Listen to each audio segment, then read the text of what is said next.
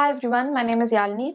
In this video, I'm going to talk about the self-respect movement that began in the 1925 by Periyar. He was the pioneer of this movement.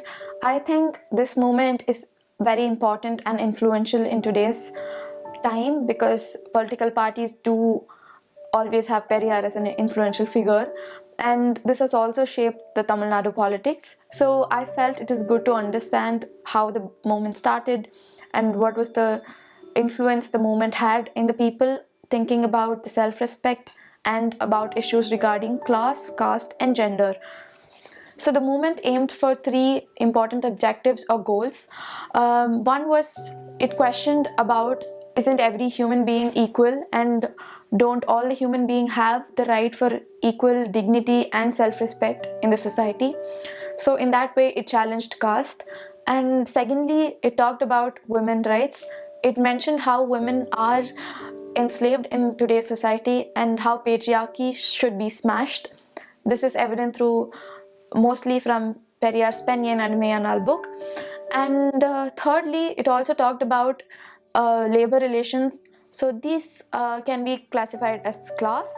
So this is what is a roughly explained explanation of the objectives of the movement. So this movement emerged after Periyar left the Congress party.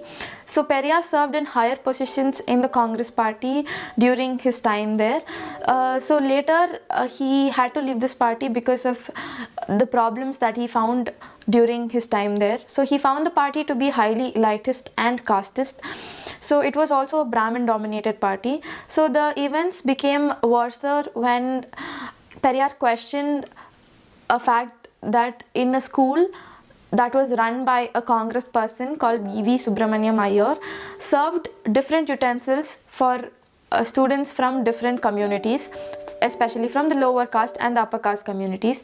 Periyar questioned this and he called for a proportional representation or a communal representation, but this was rejected by the Congress party and it was not acknowledged. So he has to leave the party and he started this movement which influenced into thinking about self-respect and to form a casteless society. So that was their aspirations. Periyar was aware of the fact that this movement has to reach a lot of people. So mass communication was an important factor. So this led to him publish in newspapers and journals and start his own newspapers also. So these act as primary sources to look at what the movement advocated for. So to name some of the journals he published, some of them were Kudiyarasu, Vidudalai, and Puratchi and Revolt. So there are many more. So these papers communicated to the people in simple languages and made them reflect on what they thought about the religion, gender, and about caste.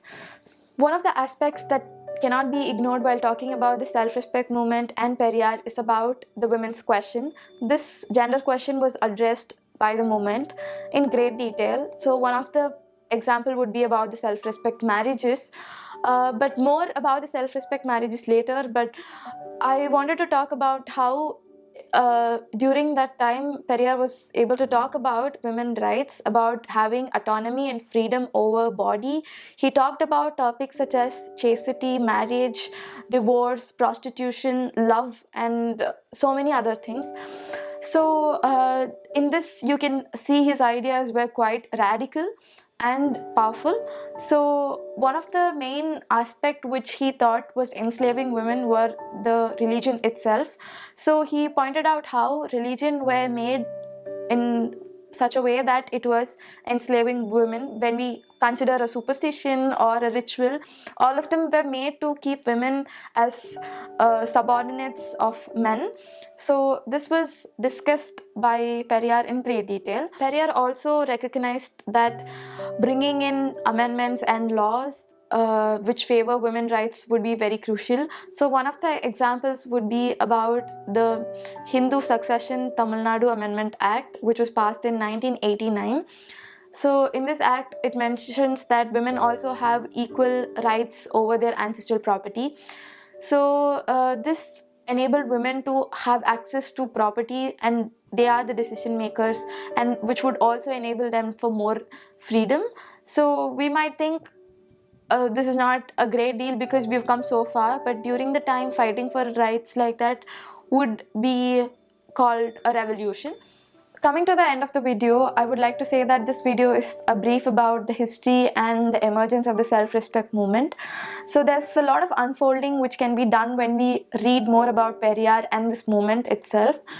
So as a history student, this was a very fascinating topic to dwell upon.